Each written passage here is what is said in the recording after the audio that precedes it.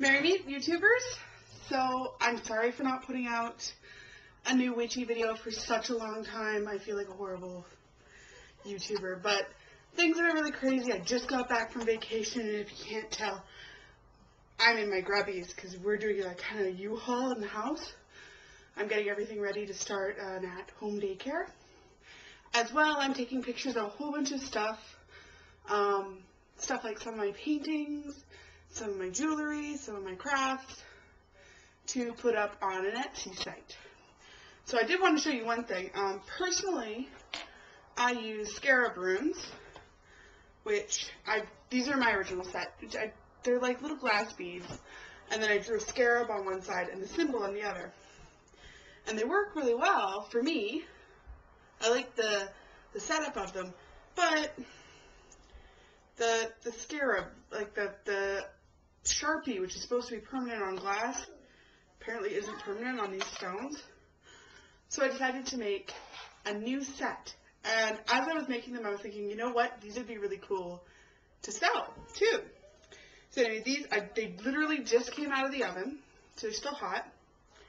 But if you can see, they're little blue scarabs. And then on the back side here, using a pen, I will draw the symbols. Hi, Julian. Can I see they're hot? Yeah, they're warm. Sorry, this is my son. I might just get the top of his head. Julian, honey, do you mind going downstairs and finishing your food? I'll be with you in 3 seconds, I promise, okay? I'm doing 4 minutes.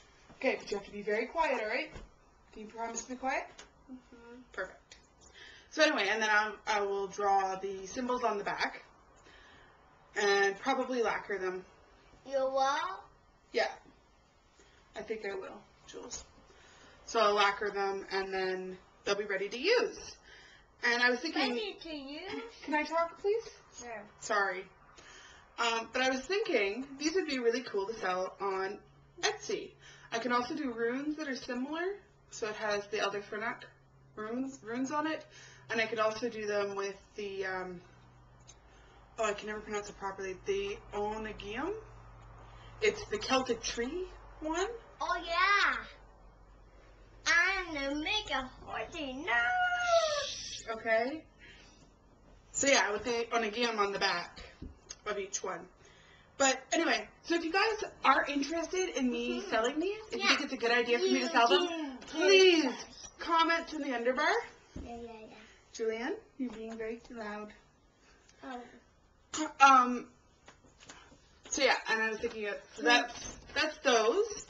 And I could show you actually, I'll show you a couple of examples of some of my paintings. These, I have to talk with my boyfriend on whether or not we're actually going to put these ones up because he kind of likes these.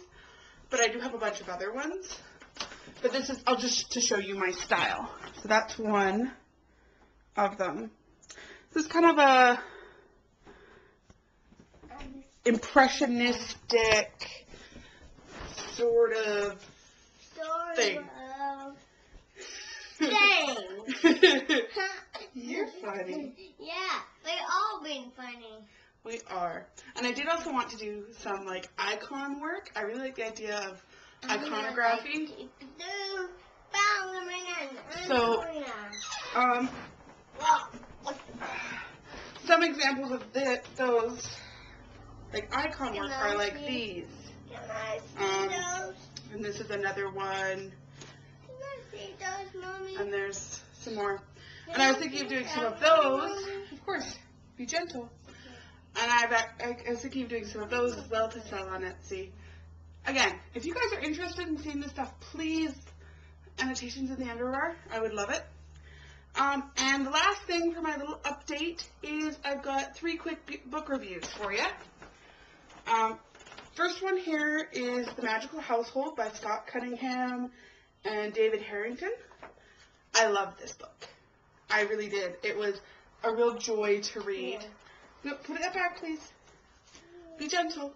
And the lore in it is really good. There's a really nice information about witch bottles, and there's actually one in here you have a house guest that you don't really want staying any longer, you take your broom and you put it bristle side up behind the door, and they'll leave. And it works really, really well. So, yeah, really good book. I would definitely suggest picking it up. Sorry. Now, the other ones are A Charmed Life and An Enchanted Life. And they're both written by Patricia Telesco. A Charmed Life was the very first Wiccan book that I ever bought, and I have to say I love it. It's gentle, please, okay? The really cool thing about the way that she's written it up is the first, I want to say, the first 2 chapters are about dealing with yourself and getting in touch with yourself, which when I bought this the first time, this is actually my second time buying this book.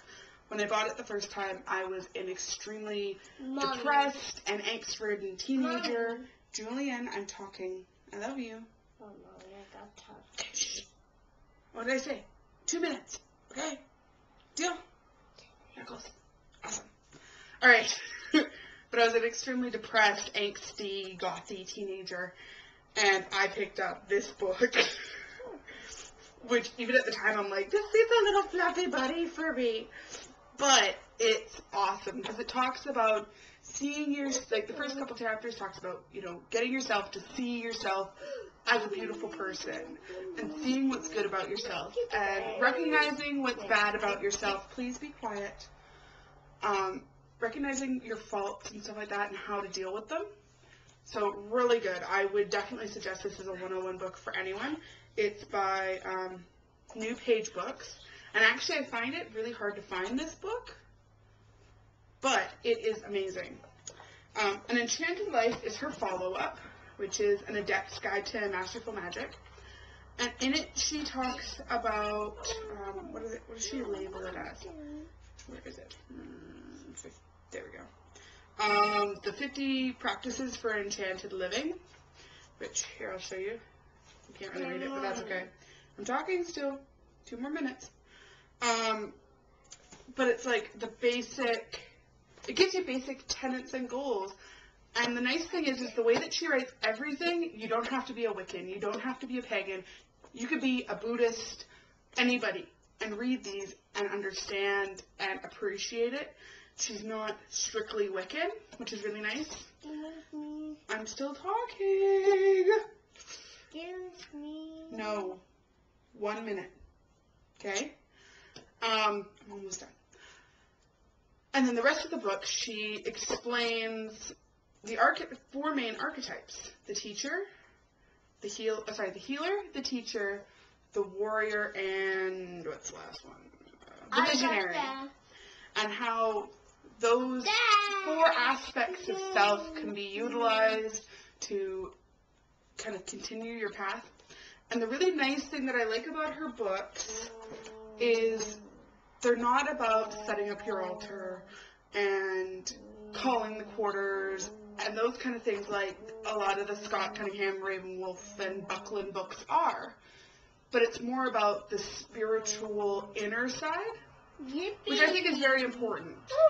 I'm still talking. I love you. You're so loud. So anyway, so those are my books that I've read lately. There is one more book review that I'm going to do, Dancing Rabbit. I promise you it will happen. I'm just waiting for the boyfriend to finish reading it so you can get an atheist's perspective on your book. So anyway, here's my quick little update. Please comments in the doobly-doo and personal messages. I love them. I love reading them. And, shout out to all my little video buddies. I really appreciate it. So anyway, later days. Cheers.